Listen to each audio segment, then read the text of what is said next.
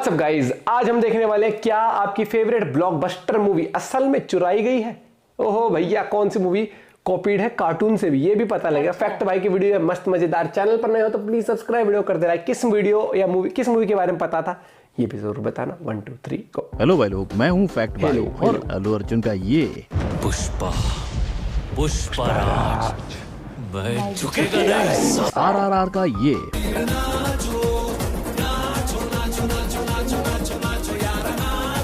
और बाहुबली का ये सीन। सब कुछ टॉम एंड जेरी से कॉपी किया गया। पर इससे पहले कि मैं आपको वो सीन बताऊं, जानते हैं कि कैसे कोई मिल गया को अपना एलियन वाला कॉन्सेप्ट डोरेमोन से मिल गया। लेकिन इस महान कॉपी को देखने के साथ साथ आप ये भी देखोगे कि क्या शाहरुख की 1000 करोड़ कमाने वाली पठान ने भी कार्टून से कॉपी किया है। वेल, इन सारे राजों से पर्दा हटाते हुए चलिए शुरू करते हैं। नंबर 1, गलती से मिस्टेक।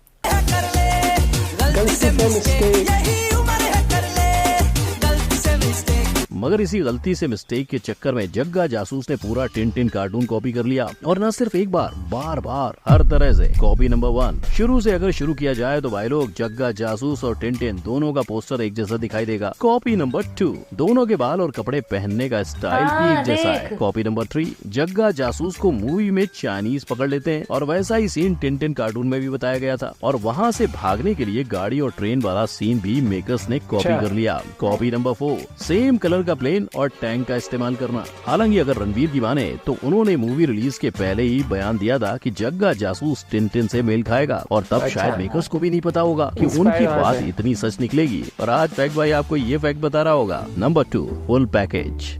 हमारा चेरी पुष्पा से कम है के, पर पुष्पा का ये किलर स्टाइल चेरी की बदौलत बताने वाले टॉम को भी नहीं भूले। उन्होंने पुष्पा के फेमस डांस मूव को भी टॉम एंड जेरी में ढूंढ ही निकाला। पर सिर्फ पुष्पा नहीं, हर बड़ी फिल्म के सीन होने से पहले ही टॉम एंड जेरी में शामिल हो चुके थे। जैसे बाहुबली का ये सीन, जहाँ पुल टूटने पे बाहुबली देवसेना के लिए पुल बन गए थे, और ऐसे ही टॉम एंड जेरी में टॉम इस बच्चे के लिए। और इस बात की पुष्टि खुद SS राजामौली ने तो नहीं की, पर उनकी दूसरी फिल्म RRR के कई सीन्स देखकर यही लगता है कि उनकी इंस्पिरेशन भी टॉम एंड जेरी से ही थी, क्योंकि ये और ये सब कुछ टॉम एंड जेरी में ऑलरेडी हो चुका था। और ये सिर्फ साउथ की फिल्मों में नहीं, बॉलीवुड के सल्लू भाई के साथ भी हुआ है।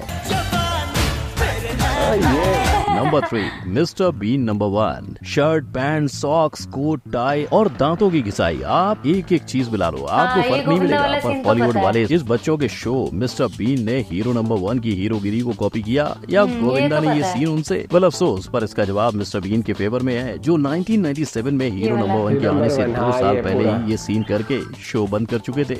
लेकिन इससे पहले कि आप गोविंदा पर उंगलियां उठाओ, फैक्ट भाई बता दे कि मिस्टर बीन के episode the trouble with mister Bean का ये सीन चोरी चुके नहीं, इंस्पायर्ड बताकर उठाया गया था। पर एक सीन की कॉपी पेस्टिंग से क्या ही फर्क पड़ेगा, जब इनकी फिल्म खुद 1972 में आए बावर्ची फिल्म के थीम की कॉपी थी, जो खुद बंगाली फिल्म की रीमेक थी। इसके बावजूद गोविंदा की फिल्म ने उस दौर में 309 मिलियन की कमाई की थी। नंबर 4, टाइगर और पठान। मेरे करण अर्जुन आ गए और छा भी गए, मगर आने के साथ ही चोरी, और वो भी 4 साल के कमबैक के बाद। वे जहाँ ये बात शाहरुख के कमबैक को शोभा नहीं देती, वहीं पठान के ट्रेन वाले एक्शन सीन को लोगों ने कॉपी का टैग लगा दिया। इस सीन में शाहरुख और सलमान खाई में गिरती हुई ट्रेन से बचते हैं, और वैसा ही सीन आपको जैकी चैन एडवेंचर्स कार्टून में भी दिख जाएगा। वहीं दूसरी तरफ पठान के सॉन्ग के ऊपर भी कई इल्जाम लगाए गए। इनफैक्ट झूम में जो पठान गाने को वैलोरेंट गेम के गाने की कॉपी भी बताया जा रहा है। इसी तरह पठान पर और कई चीजें कॉपी करने का आरोप लगता गया, पर SRK की मूवी होने की वजह से इन सारे दावों को खारिज किया गया। लेकिन क्या आपको भी पठान के सीन कॉपीड लगते हैं? कमेंट में जरूर बताना। Number 5, a flying copycat. अगर आपको लगता है कि मूवीज में आने वाला पहला सुपर हीरो क्रिश है, तो आप गलत हो, क्योंकि टाइगर के पापा ये काम 1985 में ही कर चुके हैं, जिसके बाद सुपर हीरो के अंदाज में हमें उनका बेटा 2016 में दिखाई दिया। लेकिन जहाँ फ्लाइंग जट को 1993 में आने वाले मिटियोर मैन की कॉपी बताया जा रहा है, वहीं फैक्ट भाई ने फ्लाइंग जट और कैप्टन प्लेनेट कार्टून के बीच सिमिलरिटीज ढूंढ निकाली। इस मूवी में अमन को नेचर से पावर्स मिलती है, बिल्कुल कैप्टन प्लेनेट की तरह, और मूवी में विलेन को पावर पोल्यूशन और गंदगी से मिलती है, बिल्कुल कार्टून के विलेन की तरह। ऐसा ही कंपैरिजन ब्रह्मास्त्र के ट्रेलर के रिलीज के वक्त भी बताया गया था, जहां आग जैसे बाकी एलिमेंट्स को इंट्रोड्यूस किया गया, पर उस वक्त भी पूरे किस्से को महज एक इत्तेफाक के तौर पर खारिज कर दिया गया। और शायद वो इसलिए क्योंकि जब मूवी रिलीज हुई भी ऐसी कोई भी सिमिलरिटी सामने नहीं आ पाई। नंबर 6, डोरेमोन का जादू।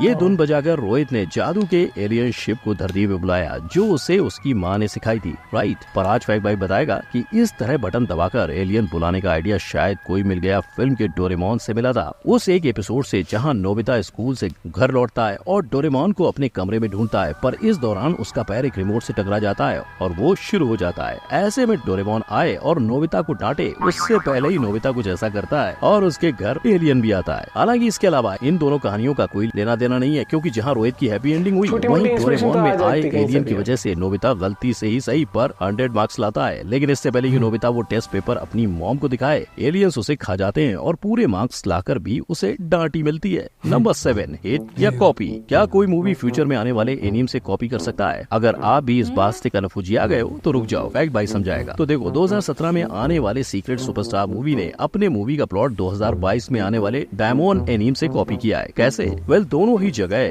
भोली सी एक लड़की होती है, दोनों को ही म्यूजिक का ज्यादा शौक होता है और तो और अपनी पहचान भी दोनों छुपा के रखते हैं। लेकिन भाई लोग, फर्क सिर्फ इतना है कि जहां डायमंड का ये प्लॉट सिर्फ 3 एपिसोड तक चलता है, वहीं इस कॉन्सेप्ट पर सीक्रेट सुपरस्टार ने मूवी बना डाली। और जहां तक बाद में बने इस एनीम की कॉपी का सवाल है, तो इस एनीम की महंगा 2016 यानी सीक्रेट सुपरस्टार के 1 साल पहले रिलीज हुई थी। मगर इस सब के बावजूद सीक्रेट सुपरस्टार हिट रही, जहाँ चाइना और हांगकांग जैसे देशों ने भी इसकी जम के तारीफ की थी। नंबर 8, कुछ रिश्ता है मेरा एनीम से। अगर मैं आपसे कहूँ कि ब्रह्मास्त्र एक सुपर हीरो एनीम की चोरी है तो क्या आप मानोगे? वेल, ना कहने से पहले फैक्ट भाई की सुनो। तो ब्रह्मास्त्र एक सुपर हीरो एनीम में बॉलीवुड का तड़का इसलिए लगता है क्योंकि बॉलीवुड की सामग्री बोले तो गाना बजाना, ठुमका लगाना और एक लव स्टोरी के साथ इसमें ऐसी चीजें हैं जो ड्रैगन बॉल और नेरुटो जैसे एनीम में देखने को मिलती है। जैसे पहला, कई पॉपुलर एनीम पौराणिक कथाओं से इंस्पायर्ड होते हैं जिन्हें क्रिएटिवली डेवलप करते हैं और ब्रह्मास्त्र भी इंडियन कथाओं से जुड़ा है। दूसरा, नेरुटो सीरीज में नेरुटो हर बार हारने की कगार पर होकर भी एक नई पावर को अनलॉक करता है और जीतता है, वैसे ही जैसे फिल्म में शिवा ने अपनी पावर्स को अनलॉक करके अपनी जीत हासिल की थी। और हालांकि फैक्ट भाई की बाज वाली नजरों में ब्रह्मास्त्र के नेरुटो से कॉपी होने का सबूत नहीं लगा, पर इस कटघरे में सल्लू भाई के ब्रदर अरबाज खान फंस गए हैं, जिनकी इस फिल्म में नेरुटो का ये गाना सुनाई दिया था।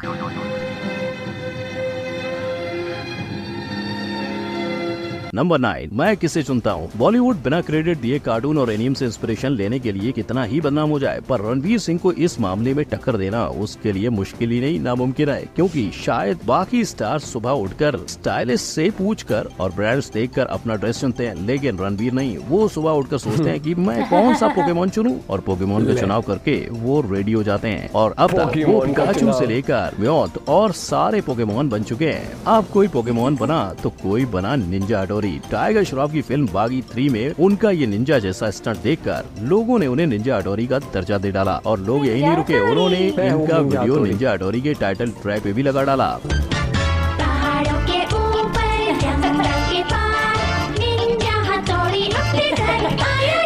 तो भाई लोग, ये थे वो सस्ती मूवी कॉपीज जो कार्टून से चुराए गए थे। पर क्या आपको इनके अलावा और किसी मूवी की कॉपी के बारे में पता है? कमेंट में जरूर बताना। और अगर इसके साथ आप इंडियन कार्टून और एनीम का कंपैरिजन देखना चाहते हो तो बताओ। मुझे गोविंदा वाला पता था कि मिस्टर बीन से कॉपी, मैं मिस्टर बीस्ट बोल रही थी वो था। बाकी कहीं ना कहीं देखो, पूरी मूवी तो कॉपी होना हो, लेकिन कुछ कुछ सीन्स तो इंस्पिरेशन तो मिल ही जाती है, एक विजन लेना पड़ता है। ऐसा कुछ हम देखते हैं एग्जांपल, कई बार वो मूवीज में नहीं है, एक आम जिंदगी में हम देख लेते हैं, अरे इसको मूवी में डाल सकते हैं या फिर इसके अराउंड रील बना सकते हैं, वो चीज़ हो जाती है।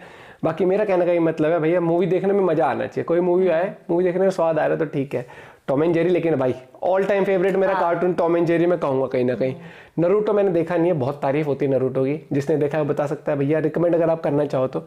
और बाकी डोरेमोन हो गया, निंजा हथौड़ी, शिनचैन, भाई ये बचपन जो रहा है ना अपना, मजा आता है। एक बचपन में मजा आता था, वो किस किस को याद है, वो बेब्लेड, बेब्लेड आता था। ये तो कढ़ाई लेके, ये वो थी रेफरी, कढ़ाई लेके जाती थी स्कूल में, कहते 3, 2, 1 हो जाओ शुरू, उसमें चलाते थे। एक वो आता है यो, याद है वैसे, यो आता था, वो लट्टू जैसे वो हाथ से ऐसे करते थे। मुझे तो वो अच्छा लगता है। अच्छा, नॉडी नहीं आता था?